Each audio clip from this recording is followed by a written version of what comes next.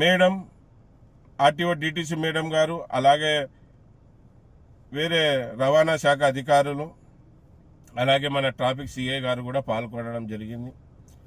మళ్ళీ సిఐ గారు, RTO DTC madam గారు అందరూ చెప్పడం ఒకటే, అక్కడ అందరూ చట్ట ప్రకారంగా నడుచుకోవాలి, అలాగే ట్రాఫిక్ నియమ నిబంధనలు పాటించాలి, లేకపోతే గిన మీ మీద చట్టపరంగా చర్యలు తీసుకోబడతాయి అని మేడం చెప్పడం జరిగింది.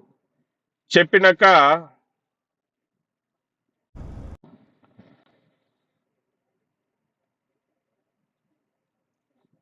చేయాలి, ఫోన్ రావడంతో మధ్యలో ఆపాను. మేడం చెప్పారు, మీటింగ్ జరుగుతున్నప్పుడే చిన్న ఘర్షణ వాతావరణం వచ్చింది. మళ్ళీ సిఏ గారు మీటింగ్ ముగించుకొని వెళ్ళిపోయారు. మళ్ళీ మేడం చెప్పే మాటలు ఎవరు వినలేదు, ఎవరు పాటించలేదు. ఈ సమయం కూడా ఇప్పటివరకు కూడా మాకు అంటే కర్నూలులో ఉండే ట్యాక్సీ డ్రైవర్లకు, ట్యాక్సీ ఓనర్ కమ్ డ్రైవర్లకు, అలాగే కర్నూలులో ఉండే ట్రావెల్స్ వాళ్లకు, అలాగే కర్నూలులో ఉండే ఓనర్స్కు ఎవరికి న్యాయం దొరకలేదు, న్యాయం జరగలేదు.